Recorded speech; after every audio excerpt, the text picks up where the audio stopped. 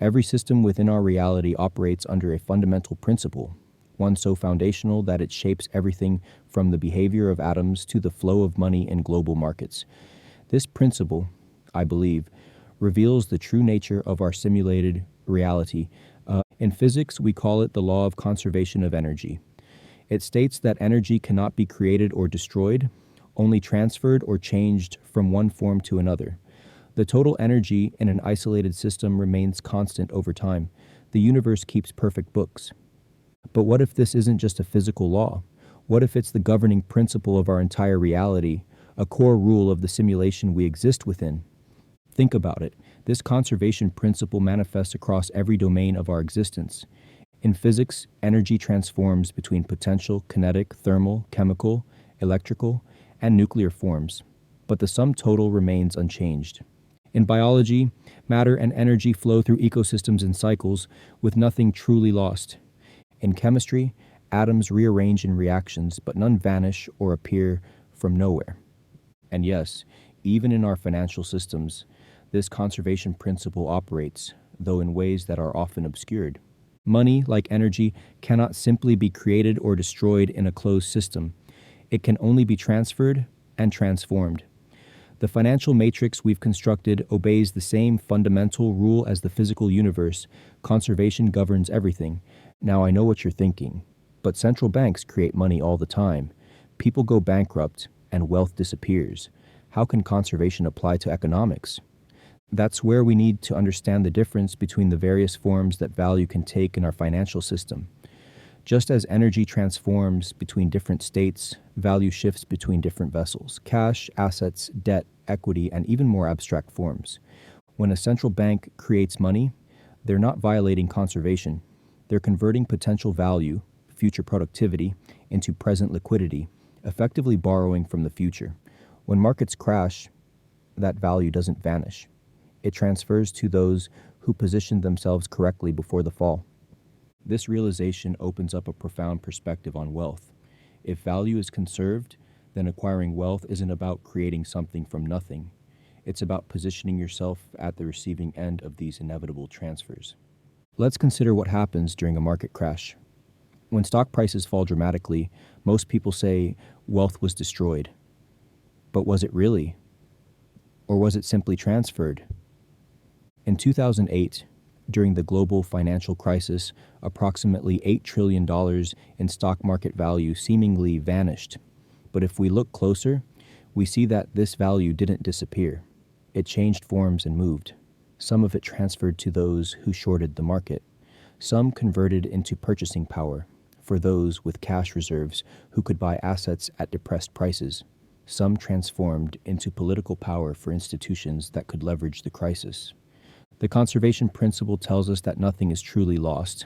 The value just flows to those who understand the system and position themselves accordingly. This perspective transforms how we should approach markets.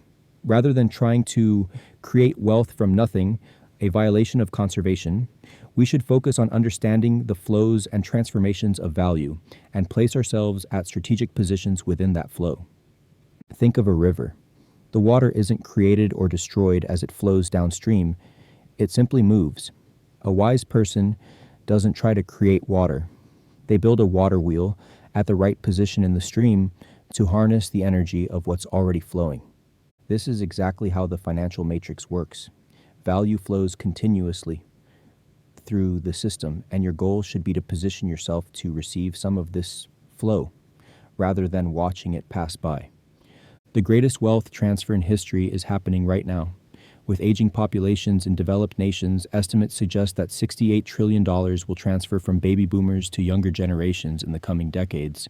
This isn't new wealth being created, it's existing wealth changing hands according to the conservation principle. Understanding this conservation law gives us three powerful insights for positioning ourselves within the financial matrix. First, recognize that timing is everything. In a conserved system, value oscillates between different forms. Cash and hard assets take turns being optimal stores of value. Debt and equity alternate in their attractiveness. By understanding where we are in these cycles, we can anticipate where value will flow next. Warren Buffett exemplifies this principle when he says, Be fearful when others are greedy, and greedy when others are fearful. He's describing the conservation-driven oscillation of value in markets, when fear causes value to flee certain assets, creating temporary distortions in price.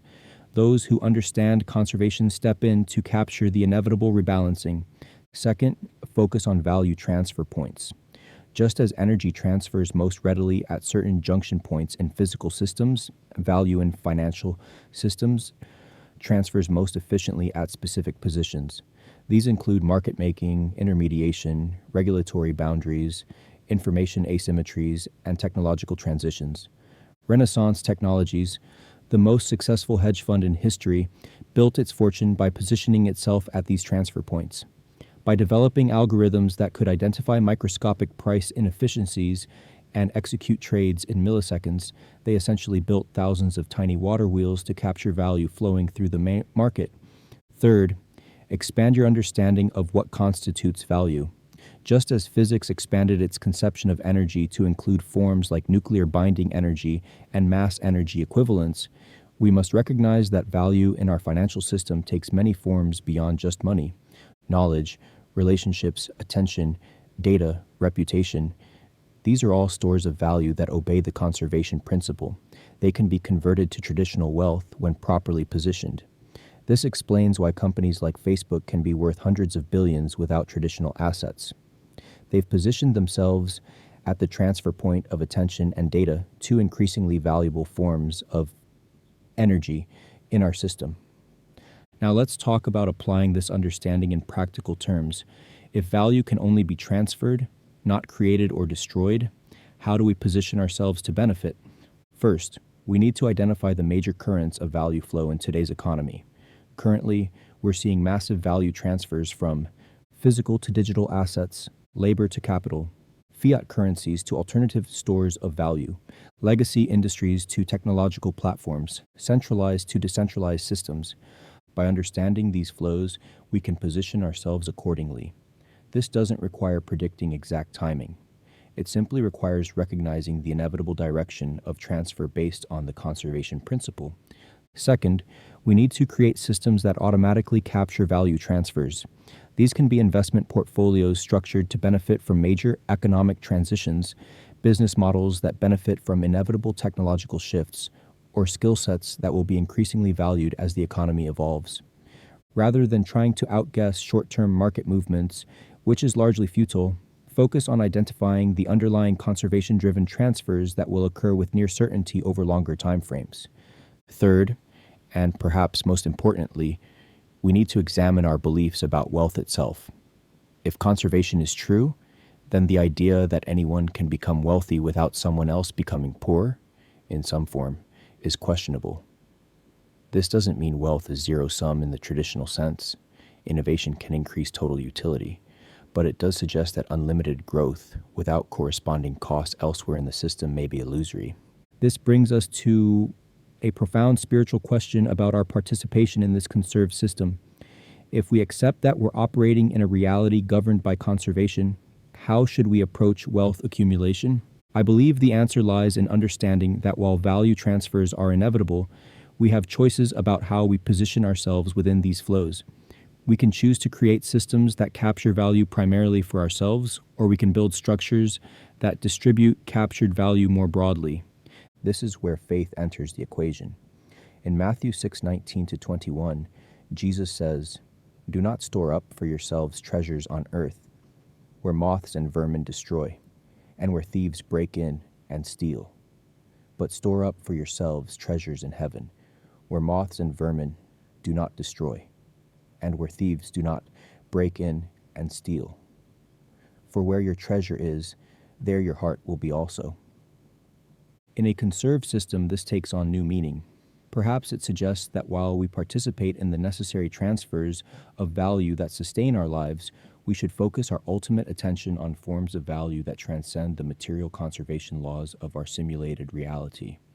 The ultimate hack of a conserved system might not be maximizing our capture of flowing value, but rather finding fulfillment in the aspects of existence that aren't subject to these conservation constraints: love, connection, spiritual growth, and service to others.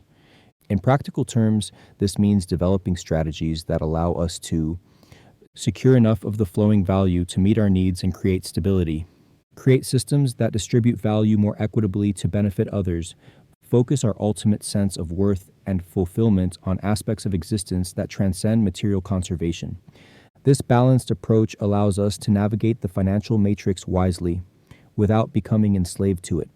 The conservation principle teaches us that the financial game isn't about creating wealth from nothing. It's about understanding the inevitable flows of value and positioning ourselves accordingly. But it also reminds us that in a conserved system, accumulation without purpose becomes meaningless. The true purpose emerges when we use our understanding of these flows to benefit not just ourselves, but others.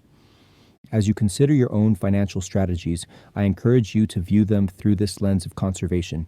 Ask yourself, am I trying to create value from nothing, which violates conservation? Or am I positioning myself wisely within the inevitable flows of value transfer? Am I accumulating simply to accumulate, or am I capturing value with purpose? Remember that in a truly conserved system, nothing is ever truly lost or gained. It simply changes form and location. Your goal should be to understand these transformations deeply enough to benefit from them, while remembering that the highest forms of value may transcend the conservation laws of our simulated reality entirely. For those interested in exploring these concepts further and developing specific strategies based on conservation principles, join our community on Discord, where we discuss these ideas in depth and share practical approaches to positioning yourself within the flows of value in today's economy. The Matrix has rules. Conservation is perhaps the most fundamental. Once you understand it, you'll never see financial markets or reality itself the same way again.